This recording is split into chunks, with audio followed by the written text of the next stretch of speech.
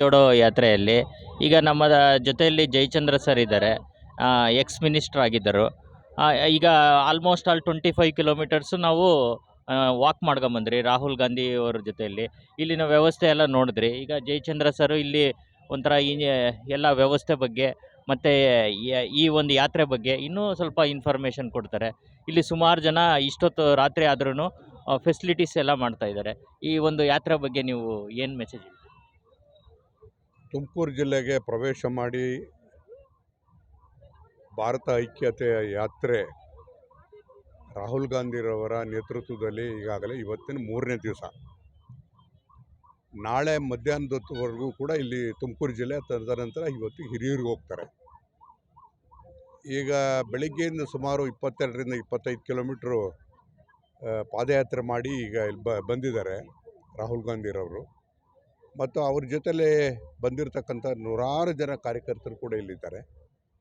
ಈ ಭಾಗಕ್ಕೆ ಈ ನಾಳೆ ಬೆಳಿಗ್ಗೆ ಸಿರಾ ಮತ್ತು ಮಧುಗಿರಿ, ಕೊರಟಗೆರೆ ಭಾಗದಿಂದ ಬರ್ತಕ್ಕಂಥ ಎಲ್ಲ ಮುಖಂಡರುಗಳು ಕೂಡ ಇಲ್ಲಿ ಅವರಿಗೆ ಜೊತೆಯಲ್ಲಿ ಹೆಜ್ಜೆ ಹಾಕ್ತಾ ಇದ್ದಾರೆ.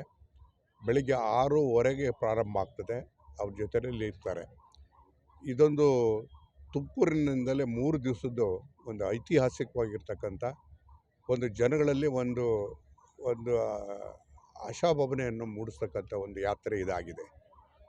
ಭಾರತ ಜೋಡೋ ಯಾತ್ರೆ ಅಂತ ಹೇಳಿದ್ರೆ ಒಡೆದ ಮನಸ್ಸುಗಳನ್ನು ಒಂದು ಮಾಡಬೇಕು ಅಂತಕ್ಕಂಥದ್ದು ಗುರಿಯಾಗಿರ್ತಕ್ಕಂಥದ್ದು. ಧರ್ಮದ ಹೆಸರಲ್ಲಿ, ಜಾತಿ ಹೆಸರಲ್ಲಿ ಮೇಲು ಕೀಳು ಅಂತಕ್ಕಂಥದ್ದು ಅರ್ಥದಲ್ಲಿ ಜನರನ್ನ ಒಡೆದು ಆಳ್ತಾ ಇರ್ತಕ್ಕಂಥ ಸರ್ಕಾರಗಳು, ಆ ಸರ್ಕಾರಗಳಿಂದ ದೂರ ಇರಬೇಕು ಅಂತಕ್ಕಂಥದ್ದನ್ನು ಎಚ್ಚರಿಕೆಯನ್ನು ಕೊಡೋದಕ್ಕೋಸ್ಕರ ಇವತ್ತು ರಾಹುಲ್ ಗಾಂಧಿರವರು ಸುಮಾರು 3,500 ಕಿಲೋಮೀಟರಷ್ಟು ಪಾದಯಾತ್ರೆಯನ್ನು ಮಾಡ್ತಿದ್ದಾರೆ. ಪಾದಯಾತ್ರೆ ಅಂತ ಹೇಳಿದ್ರೆ ಸ್ವಾತಂತ್ರ್ಯ ಪೂರ್ವದಲ್ಲಿ ಯಾವ ರೀತಿಯಾಗಿ ಹೋರಾಟ ನಡೀತೋ ಅದೇ ರೀತಿ ಮಾದರಿಯಲ್ಲಿ ಇವತ್ತು ಕಾಂಗ್ರೆಸ್, ಅಂದು ಮಹಾತ್ಮ ಗಾಂಧಿಯವರ ನೇತೃತ್ವದಲ್ಲಿ ಹೋರಾಟ ನಡೀತು. ದೇಶಾದ್ಯಂತ ಪ್ರವಾಸ ಮಾಡೋವಂಥ ಕೆಲಸ ಮಾಡಿದರು. ಇವತ್ತು ರಾಹುಲ್ ಗಾಂಧಿಯವರ ನೇತೃತ್ವದಲ್ಲಿ ಇವತ್ತು ಭಾರತದ ಐಕ್ಯತೆಯನ್ನು ಕಾಪಾಡ್ತಕ್ಕಂಥ ಒಂದು ಯಾತ್ರೆ ಪ್ರಾರಂಭ ಆಗಿದೆ. ಇದರ ಜನರ ಮಧ್ಯೆಗೆ ಹೋಗ್ಬೇಕು, ಜನರನ್ನು ಅರ್ಥ ಮಾಡಿಸ್ಬೇಕು, ಜನರಿಂದ ಇದು ರಾಜಕೀಯವಾಗಿ ಶಕ್ತಿಯನ್ನು ಪಡೆಯಬೇಕು ಅಂತಕ್ಕಂಥದ್ದು ಉದ್ದೇಶ ಆಗಿದೆ.